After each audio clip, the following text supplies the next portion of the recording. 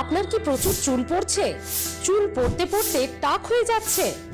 আপনি একটা ছোট্ট কাজ করুন, আজকের গোটা ভিডিওটা দেখুন এবং আপনার চুল পড়া কমবে, সঙ্গে যে জায়গাগুলো ফাঁকা হয়ে গেছে সেখানে অবশ্যই চুল গজাবে। বাইরে থেকে বাজারজাত কিচ্ছু কসমেটিক্স কিনতে হবে না, কোনো প্যাক কিনতে হবে না। বাড়িতে থাকা নারকেল তেলে দুটো জিনিস মিশিয়ে ফেলুন, আর যদি না থাকে চটপট বাজার থেকে কিনে নিন নারকেল তেলের সঙ্গে এই দুটি জিনিস। ব্যাস, চুল পড়ার সমস্যা 99% মিটে যাবে। দেখুন ট্রাই করে কাজে লাগে কিনা। কি করবেন, কিভাবে করবেন, কি কি মেশাবেন, পুরো ভিডিওটি দেখুন। প্রচুর চুল পড়ছে, বাজারজাত অনেক কিছু লাগিয়ে অনেক কিছু করেও কিছুতেই কিছু হচ্ছে না। আজ এই ভিডিও থেকে হয়তো আপনারা সমাধান পেতে পারেন। নারকেল তেল আমাদের চুলের জন্য খুবই প্রয়োজনীয় একটি উপাদান এবং সে কারণেই নারকেল তেল চুলে লাগানো ভালো, এটা আমরা প্রত্যেকেই জানি। সে মা ঠাকুমার আমল থেকে এটা হয়ে আসছে।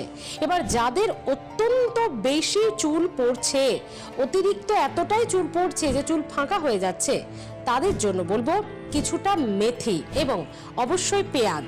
মিক্সিতে এই পেঁয়াজ এবং মেথি ভালো করে পেস্ট করে নিন এবং তারপর গরম হয়ে যাওয়া নারকেল তেলে, কড়াই বা প্যানে যেটা গরম করছেন সেটিতে এই পেঁয়াজ বাটা আর মেথি বাটা, যেটা একসঙ্গে মিশ্রণটা আপনারা বানিয়েছেন, সেটা ওই তেলে দিয়ে দিন। একদম অল্প আঁচে দিয়ে রাখবেন, প্রায় 15 থেকে 20 মিনিট একটু নাড়াচাড়া করবেন যতক্ষণ না পেঁয়াজের এই মিশ্রণটি একটু লালচে হয়ে যাচ্ছে। তারপর গ্যাস বন্ধ করে দিন এবং মিশ্রণটিকে, তেলটিকে ঠান্ডা হতে দিন। পরিমাণটা একটু জেনে নিন। 2 থেকে 3টি পেঁয়াজ নেবেন মাঝারি মাপের, 2 চামচ মেথি নেবেন, সঙ্গে 200 মিলিলিটার নারকেল তেল, মানে অল্প পরিমাণে। কিছুদিন পর আবার এটি বানাবেন এবং সেটা লাগাবেন।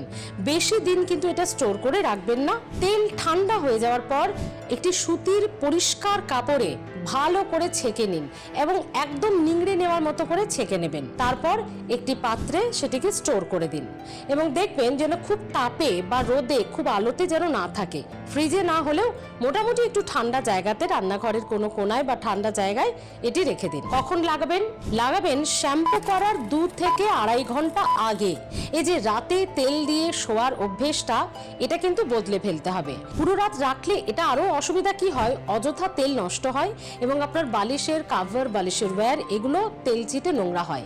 এছাড়া কিন্তু এর আর কোনো কারণ হতে পারে না।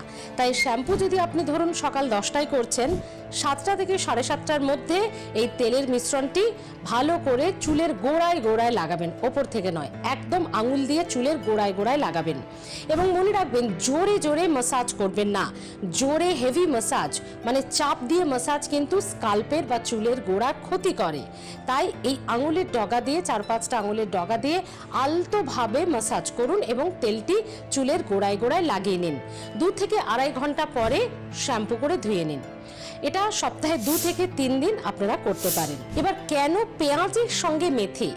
অনিয়ন তেল তো আপনারা অনেকেই জানেন, সেটা বাজারেও কিনতে পাওয়া যায়, অনেকে বাড়িতেও বানান, কিন্তু সেটা শুধু তেলের মধ্যে পেঁয়াজ দিয়ে, এর সঙ্গে মেথি অ্যাড করা হচ্ছে। তো আপনারা উপকার কি কি পাবেন সেটাও জেনে নিন। পেঁয়াজে আছে সালফার এবং মেথিতে আছে প্রচুর পরিমাণে আয়রন এবং প্রোটিন, যা চুলের গোড়া মজবুত করে, নতুন চুল গজাতে সাহায্য করে, স্কাল্পে রক্ত সঞ্চালন বাড়ে, যার ফলে যাদের চুল বাড়ে না একদম, তাদের চুল বাড়ে। সঙ্গে আছে নারকেল তেল, যা চুলের আর্দ্রতা বা ময়শ্চারাইজার বজায় রাখতে সহায়তা করে। শুধু তাই নয়, এই মিশ্রণ চুলের জেল্লাও বাড়ায়। অকালে চুল পেকে যাওয়া রোধ করবে এই মিশ্রণটি। পেঁয়াজের রসে থাকে অ্যান্টি ফাঙ্গাল উপাদান, যাতে আপনার স্কাল্পের বা চুলের খুশকি কমবে, বা অনেকের হয় চুলের মধ্যে কিছু র্যাশ হয়ে যায়, মানে স্কাল্পের মধ্যে সারাক্ষণ চুলকোতে থাকে, সেই র্যাশ এবং চুলকানিও কিন্তু পেঁয়াজের রসে কমে যায়। বন্ধুরা, আজকে এই মিশ্রণটা লাগানোর কথা আপনাদের বললাম, কি কি উপকার পাবেন সেটাও আপনাদের জানালাম। আরও একটা গুরুত্বপূর্ণ বিষয় আপনাদের বলে রাখবো, শুধুমাত্র চুল পড়ে যাচ্ছে এটা একটি কারণে নয়।